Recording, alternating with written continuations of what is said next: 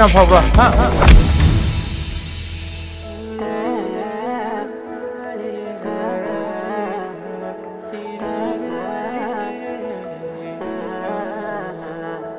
ꯊꯦꯡꯅꯍꯜꯂꯦ ꯊꯥꯖꯗꯅ ꯅꯨꯡꯁꯤꯕꯕꯨ ꯁꯦꯝꯕꯤꯕꯔꯥ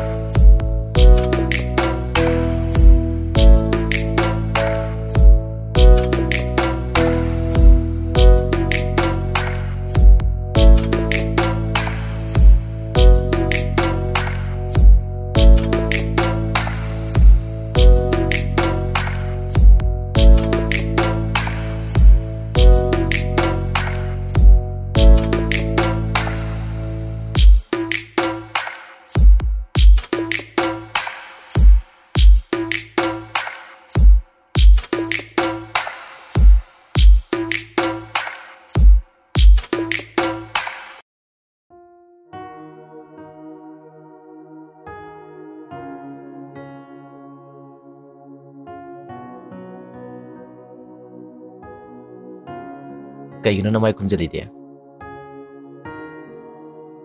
ꯍꯛꯆꯥꯡ ꯅꯨꯡꯉꯥꯏꯇꯦ ꯑꯗꯨꯏꯅꯦ 이씨 라이온이네 와 난 사이건데 해볼게 또 왜도 돼 난 로고 할지 아씨 난 시디에봐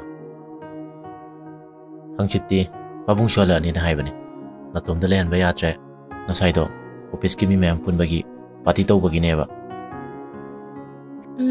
ꯑꯗꯨꯗꯤ ꯑꯩꯒ ꯌꯥꯝ ꯆꯥꯅ ꯌꯨ ꯊꯛꯄ꯭ꯔꯥ ꯊꯛꯇꯦꯍꯦ ꯀꯗꯥꯏꯗꯒꯤꯅꯣ ꯑꯗꯨꯗꯤ ꯃꯅꯝ ꯅꯝꯒꯦ ꯆꯪꯖꯜꯂꯣ ꯊꯦꯡꯅꯍꯜꯂꯦ ꯊꯥꯖꯗꯅ ꯅꯨꯡꯁꯤꯕꯕꯨ ꯁꯦꯝꯕꯤꯕꯔꯥ ꯊꯛꯇꯦꯕ ꯊꯛꯇꯕ ꯃꯥꯜꯂꯦ ꯁꯦ ꯑꯩ ꯒꯨꯂꯤ ꯑꯝꯇ ꯂꯧꯔꯒꯦ ꯂꯩꯔꯝꯃꯨꯀꯣ ꯉꯥꯏꯈꯨꯑꯣ ꯑꯩ ꯏꯊꯟꯗ ꯂꯩꯕꯗꯣ ꯇꯜꯂꯦꯕ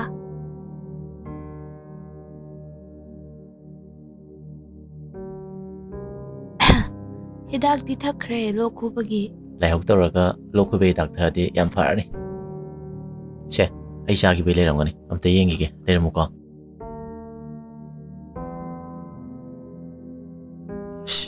ꯀꯗꯥꯏꯗꯅꯣ ꯅꯍꯥꯟ ꯊꯝꯕꯗꯣ ꯌꯥꯎꯗꯦꯅꯦ ꯁꯤꯗ ꯑꯃꯨꯛ ꯌꯦꯡꯒꯦ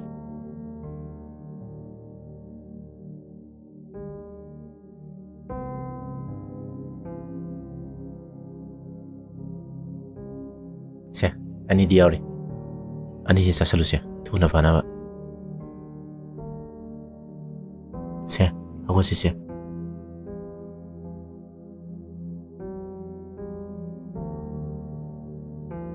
ꯁꯦ ꯆꯥꯁꯤꯜꯂꯣ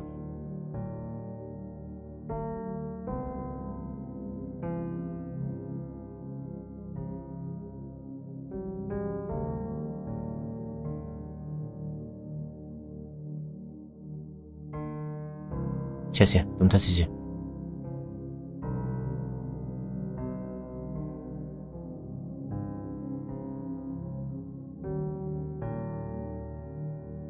ꯁꯦ ꯑꯩ ꯁꯪꯕꯤꯒꯦꯁꯦ ꯁꯦ ꯐꯖꯅ ꯄꯣꯊꯥꯔꯣꯀꯣ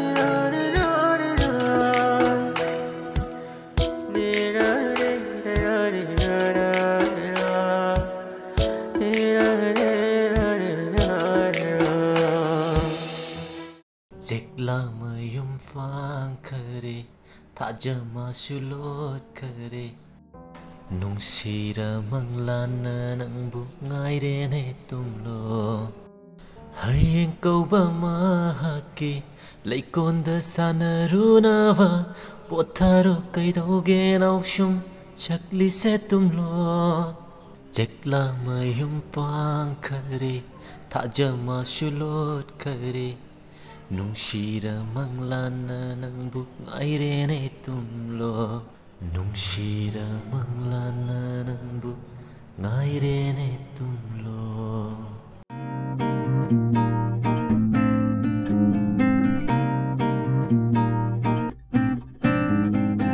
Inama! Inamaw! Inamaw! Amta lao inama. Kayno miyang hangi. Kaidaurage? Lakta lao. Lao ne? Kayno miyang hangi ba? Inama, se, sida pa mo se. Inama gini ba sise? Tsabri yung. Kaigino, electrasu yabasibo. Yengo se, phazaba ne amna. Phazare. Yengo litlaga. Sibo kya pibano? Kayso am tang manatte da. Disaloy na mamta yengi ba? Litleroige, ay chak thungdo ba mayam leiriye. Oh, hoy. Se, adum pasan group ay nama. Hoy, Se, si hapchal.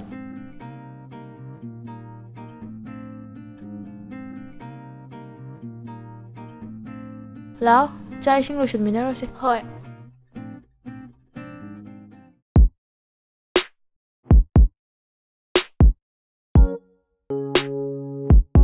Tabro, Ju, Amta tolong nih.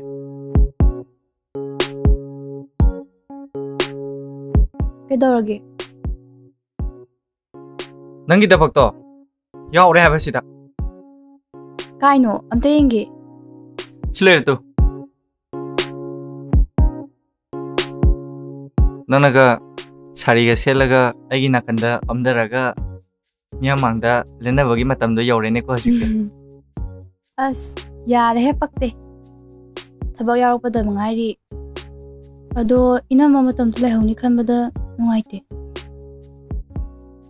Thabak kase taurage da. Kaidawbai tawroidoino? Namanane ngamnaba loi honadoine. Kaidawbagi ichanda wahandoino? Nakhwenina thabak tawraga nungaina leibadone aina pamisi. Tungi khangadawni ko ibunga. Hoi se. Ado ngasidi thabaksu khallabanina injang hawbamdi sasidana. Nangne nga do hanamta lahuru salo. Sia, makong ni pan madoy sa. Kain. Kaidawrage? Kasi tau deda. Hoi, nangne hanamta lahuru so. Ado ay injang napi hanamta semaru. Hoi se. Sangoy bima nangsu. Kay ino kucin silay da. Saring lero, saring chaning yeba. As. Yenga lerek piaroy. Ado pajanang kuwan hawa yadro. Siya na nang maman gani. Yare, thengani lero cho. Bima nangbu sangone. Kaya ang loe. Chalo gigi.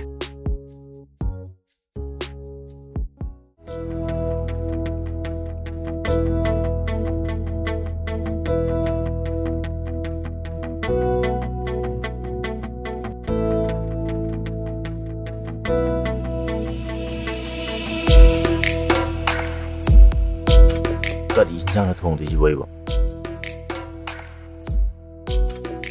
Yamcha, Ngakho, sang kin. kaidaurage? Nang na ne, adumai tawraga ne, chakhum changmudo phatte ba. Pabung oina uraga ngangbada loirani. Ado kayanjang thungdoino? Kangsoi thongdage tawon. Nang na ngangai thongmudo kainom taweba. Nang kamai thongge dubo? Isingdo, aduna ngairo punna hape. Aduga pressure cooker da kamane. Fazai-ne. Adumai thonggadau nattene. Cooker da kamadi kangsoi do yaroi. Adudi kamai thungdoba? Se takise. Ahanbada ngari jahana sawallaba. Adagidi sawalla matungda alu kai jeng mo hapchalaba. Aduga thongdadiba. Adudi aisu hainida. Ado sagumbadi ai dum thongge. Ado noi kangsoi ke kadadi ai thongba hite. Hijalo. Loi hijan gadawani. Angana sum haidubu ikaidraba. Angang se luna tawgadawani ko. Isan se matom tani. Imana taibang chat adawlam daida ꯏꯆꯟꯁꯦ ꯊꯝꯂꯝꯕꯅꯤ ꯏꯃꯥ ꯃꯁꯛ ꯎꯕ ꯐꯪꯗ꯭ꯔꯕ ꯏꯆꯟꯅꯤ ꯑꯗꯣ ꯃꯥꯅꯅꯦ ꯅꯨꯡꯉꯥꯏꯇꯅꯕ ꯊꯕꯛ ꯇꯧꯕ ꯌꯥꯗꯦꯀꯣ ꯇꯧꯔꯣꯏꯌꯦ ꯌꯥꯝꯆꯥ ꯑꯗꯣ ꯏꯆꯟꯗꯤ ꯀꯥꯏ ꯂꯩꯈ꯭ꯔꯒꯦ ꯃꯥꯏ ꯀꯥꯗ ꯂꯥꯏꯔꯤꯛ ꯄꯥꯍꯧꯕꯅꯦ ꯑꯗꯣ ꯏꯆꯟꯁꯦ ꯅꯪꯅ ꯈꯔ ꯀꯨꯞꯅ ꯁꯦꯟꯅꯧꯀꯣ ꯂꯥꯡꯐꯥꯡ ꯋꯥꯈꯜ ꯈꯜꯍꯟꯒꯅꯨ ꯃꯥꯅ ꯑꯄꯥꯝꯕ ꯈꯨꯗꯤꯡ ꯅꯪꯉꯣꯟꯗ ꯂꯣꯏ ꯍꯥꯏꯍꯜꯂꯣ ꯑꯗꯨꯒꯅꯦ ꯐꯖꯅ ꯂꯣꯏꯅꯕꯤꯌꯨꯀꯣ ꯍꯣꯏ ꯂꯣꯏꯅꯒꯦ ꯑꯗꯣ ꯌꯥꯝꯆꯥ ꯑꯩ ꯍꯛꯆꯥꯡ ꯉꯝꯗꯦ ꯐꯃꯨꯡꯕꯧꯇꯪ ꯊꯥꯡꯕꯤꯔꯣ ꯊꯥꯡꯉꯒꯦꯍꯦ ꯐꯥꯒꯤ ꯇꯧꯕꯅꯦ ꯌꯥꯔꯦ ꯈꯪꯉꯤ ꯏꯕꯦꯝꯃ ꯔꯣꯃꯥꯟꯇꯤꯛ ꯃꯨꯠꯀ ꯀꯥꯏꯗ꯭ꯔꯤꯕ ꯃꯥꯜꯂꯦ ꯅꯁꯥ ꯉꯝꯗꯦ ꯍꯥꯏꯔꯒ ꯑꯩꯕꯨ ꯏꯔꯥꯡ ꯇꯧꯕ ꯌꯥꯝ ꯇꯥꯍꯜꯂꯤꯅꯦ ꯅꯨꯡꯗꯥꯡꯗꯅ ꯕꯦꯝꯃ ꯕꯦꯝꯃ ꯀꯧꯅꯤ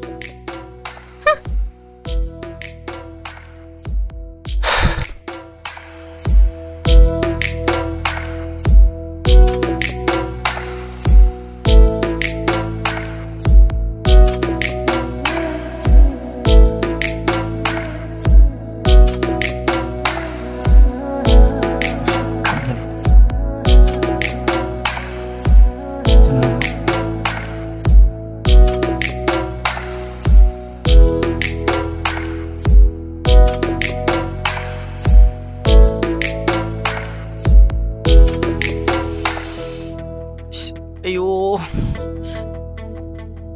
ꯀꯩꯗꯧꯔꯒꯦ? ꯁꯤ ꯀꯩꯅꯣꯝ ꯇꯧꯔꯦ. Ayo as. ꯀꯩꯗꯧꯔꯒꯦ?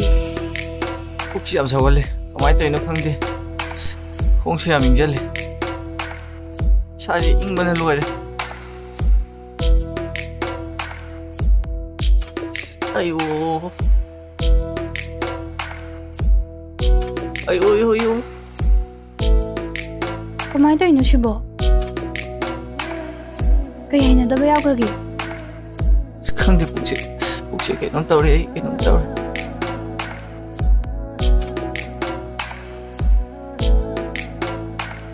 ꯀꯃꯥꯏꯅ ꯇꯧꯗꯣꯏꯅꯣ ꯇꯧꯔꯤꯁꯤꯕꯣ? Ayo. Water bag ka later no pia. ꯑꯩ ꯏꯅꯝꯃꯗ ꯑꯝꯇ ꯍꯪꯒꯦ ꯂꯩꯔꯝꯃꯤꯀꯣ.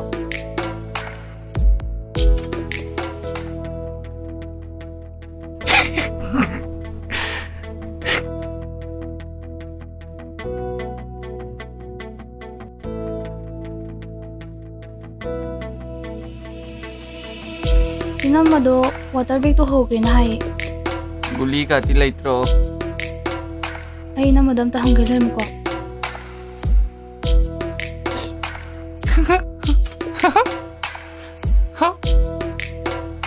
Ayo. ಛೇ, Ayo.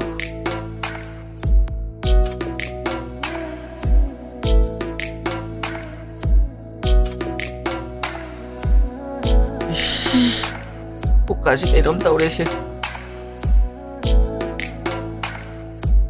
Ayo.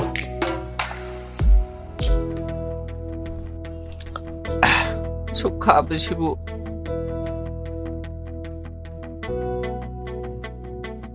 ꯇꯨꯝꯅꯕ ꯇꯧꯔꯁꯦ. ꯒꯨꯂꯤ ꯆꯥꯈ꯭ꯔꯕꯅꯤꯅ ꯐꯔꯅꯤ. Parani.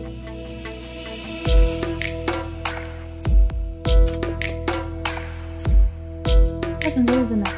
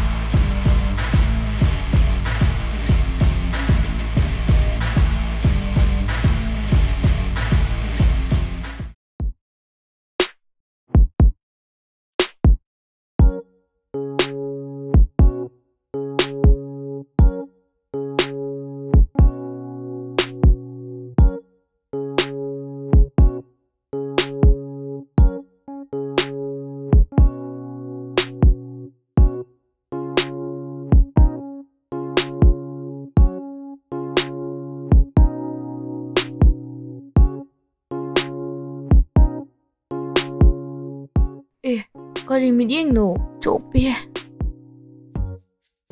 Ay kinatra haja. Thomage ko.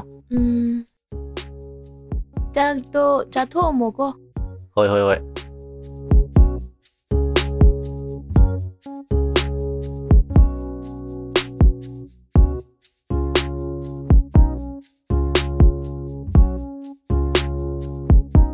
Mayofe. Shimmerwon. Nang di ka jatoy no. Nintrela ibani wedding invitation people lakpane. Karam kanda oikraba no. Lakliba 17 do ibani. Lakpiyo ko. Hoi, lake. Ado bro tumpo hoide thabak chakibra. Nakoi punna chatpra. Punna chatkadaba ne. Masu thola ani. Ado nang aina nongonda matam amada haibado sawono ko. Aina nangbu nusibagi sum hai krabane. Ado Sasira. Nang leo gidra.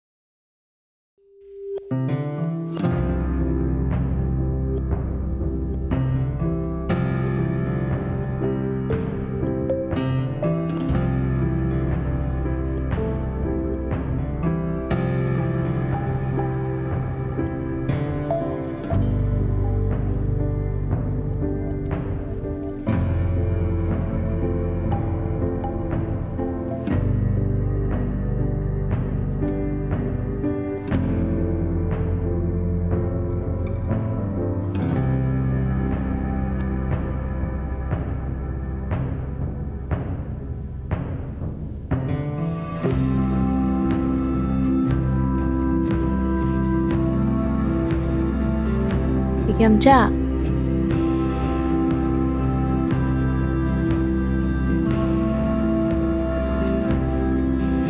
Kaigino lawba lakani su haide la oi su haide. Nasangam da bro. Yare, wa makatara kano.